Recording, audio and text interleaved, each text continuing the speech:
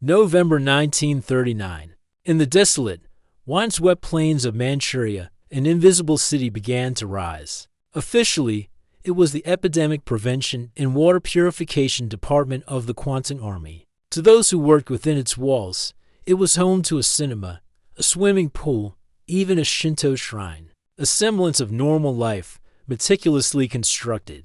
But beneath this veneer of civility lay an abyss. This hidden complex, known as Unit 731, was a factory of scientific atrocity. Its purpose was not to prevent disease, but to weaponize it. Here, thousands of prisoners, men, women, children were stripped of their identities, dehumanized, and reduced to a single chilling designation, Maruta. Logs, material for experimentation. This is not merely a dark chapter in history. This is a technical post-mortem of a system designed to manufacture suffering.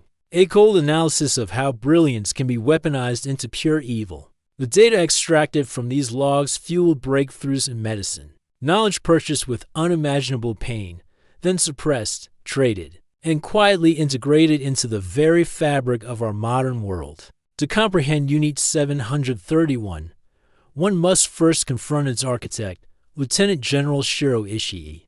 A man of formidable intellect and relentless ambition, Ishii was not a sadist in the conventional sense. He was a radical visionary who believed morality was irrelevant in the pursuit of scientific superiority. His mantra was chillingly pragmatic. Biological warfare is the cheapest and most effective weapon for a resource-poor nation. Ishii systematically cultivated an environment where dehumanization was the primary scientific tool. He instructed his staff to view the subjects not as human beings, but as raw biological material, devoid of rights or identity. This was the logic of the void, a psychological framework that enabled highly educated doctors, nurses, and scientists to commit acts of unspeakable cruelty without perceived ethical conflict. They weren't murdering, they were documenting biological reactions. They weren't torturing, they were collecting data. And this perverse logic forged the very infrastructure of Unit 731. The Manchurian winter was not just a season at Pingfang, it was a calibrated scientific instrument. Shiro Ishii realized early on that the extreme temperatures of the region provided a natural laboratory for a specific kind of horror, the study of frostbite.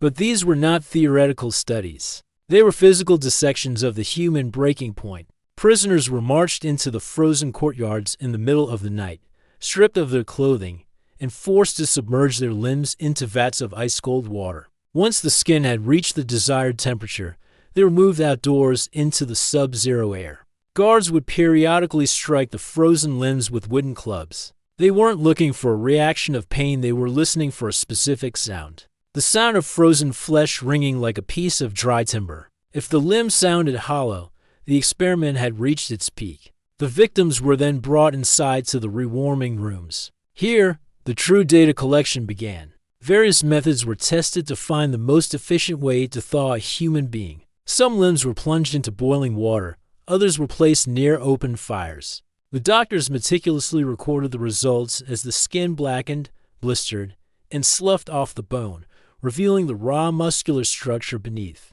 This was not medicine. It was a grim inventory of tissue destruction. What makes this data particularly haunting is its longevity. Before Unit 731, the medical world's understanding of frostbite was rudimentary, based largely on battlefield anecdotes. The systematic, measured torture at Pingfang provided the most accurate charts ever created regarding the survival limits of human tissue in extreme cold. Decades later, during the Korean and Vietnam Wars, and even in modern high-altitude rescue protocols, the echoes of these experiments remain. The charts, the temperature thresholds, and the rewarming techniques that saved thousands of Allied soldiers were often refined using the blood-soaked ledgers of the Pingfang frostbite trials. We are living in a world where our safety in the cold is built upon the screams of those who were never allowed to come back from the ice. Every report filed by Ishii's team treated the human body as nothing more than a biological engine failing under thermal stress. They noted the exact second the blood vessels collapsed, the precise temperature where the nerves stopped firing, and the specific rate of necrosis. They transformed agony into a mathematical curve. In the eyes of Unit 731, the Maruta were not dying. They were merely revealing the technical limitations of the human frame. Beyond the freezing courtyards lay the pressure chambers, designed to simulate high-altitude flight and the catastrophic failure of pressurized hulls. Within these steel cylinders, the doctors of Unit 731 sought to map the precise mechanics of death by decompression. Prisoners were sealed inside while pumps slowly or rapidly extracted the air. The scientists sat behind thick glass viewports, stopwatches in hand, observing as the internal pressure of the human body sought equilibrium with the vacuum outside. They documented the exact moment the capillaries in the eyes burst, the precise second the lungs collapsed, and the horrifying final stages where internal organs were physically forced through the body's natural orifices. These were not just killings, they were stress tests for the human anatomy, treated with the same clinical detachment as a metallurgy report. This data was invaluable to the development of early aerospace medicine. The charts detailing the time of useful consciousness and the physiological limits of the human respiratory system under extreme pressure were born in these chambers. When post-war aviation and space programs required data on explosive decompression, the records from Pinkfang provided a baseline that no ethical committee would ever allow to be replicated. The survival of modern pilots in high-altitude emergencies is a direct, albeit dark, legacy of the Maruta who were sacrificed to understand the physics of the void. But Shiro Ishii's ultimate ambition was not merely to understand the limits of the body, but to master the art of mass extermination through biological warfare. Unit 731 became a massive breeding ground for the most lethal pathogens known to man: bubonic plague, anthrax, cholera, and glanders. The facility maintained vast insectaries where millions of fleas were raised and infected with the plague. These were not theoretical weapons. They were field-tested on the civilian populations of nearby Chinese cities. Bombs filled with infected fleas and grain were dropped over inhabited areas, followed by teams of epidemic prevention soldiers who entered the cities in hazmat suits to document the resulting outbreaks with the precision of a controlled laboratory experiment.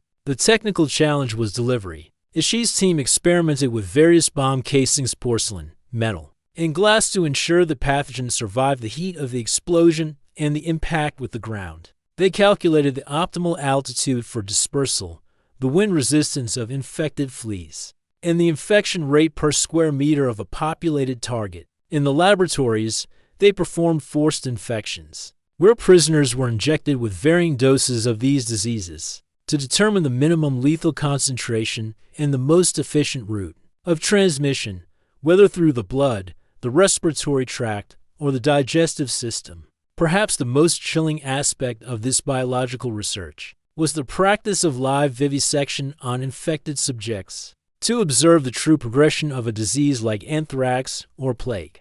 Without the interference of post-mortem decomposition, prisoners were cut open while still alive and conscious. No anesthesia was used, as the doctors believed it would alter the chemical state of the organs and corrupt the data. They watched in real time as the plague turned lungs into a black, necrotic pulp and as cholera dehydrated the body from the inside out. They were looking for the purity of the reaction, the raw, unfiltered response of human tissue to a weaponized pathogen. Every incision and every recorded groan was a data point, intended to perfect the lethality of the Japanese biological arsenal. As the smoke cleared over the ruins of Pinkfang in 1945, the most valuable asset of Unit 731 was not its weapons, but its ledgers. Shiro Ishii and his inner circle fled back to Japan, carrying thousands of slides, anatomical drawings, and meticulously kept records of human agony. They knew that in the dawning of the Cold War,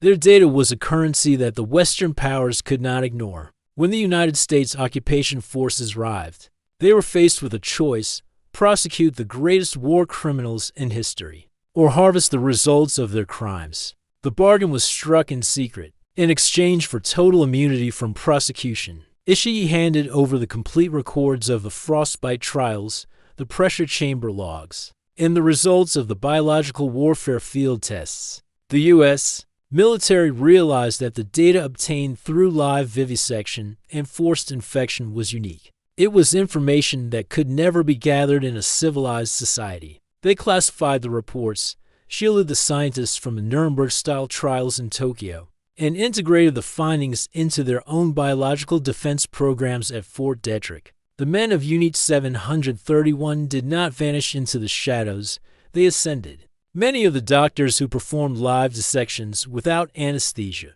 went on to hold high-ranking positions in Japan's post-war medical establishment. They became deans of medical schools, presidents of pharmaceutical companies, and heads of the Japanese National Institute of Health. The logic of the void proved to be a successful career strategy. While their victims were buried in unmarked pits in Manchuria, the architects of their suffering were hailed as pioneers of modern Japanese medicine, their past scrubbed clean by a geopolitical deal that prioritized technical data over human justice. Today, the legacy of Unit 731 is a silent presence in the medical journals we read and the safety protocols we follow. Every time a pilot survives a high-altitude failure or a victim of extreme hypothermia is successfully rewarmed, there's a technical debt owed to the horrors of Pingfang. We have inherited a body of knowledge that is fundamentally tainted, built on a foundation of screams that were silenced by a signature on an immunity agreement. The story of Unit 731 is the ultimate proof that in the world of extreme technical pursuit, the most terrifying ghost is not a machine, but the data left behind by those who abandon their humanity in the name of progress. The data from Unit 731 remains the only record of its kind in existence. A map of the human body drawn in blood. As we benefit from the medical safety and biological knowledge of the modern era, we must confront the reality that our progress was subsidized by an era of total dehumanization. The logs of Pingfang were never given justice, they were simply converted into statistics. The question that remains is not whether the data is useful, but whether a civilization can ever truly be called advanced if its survival is built upon a foundation of unpunished atrocities.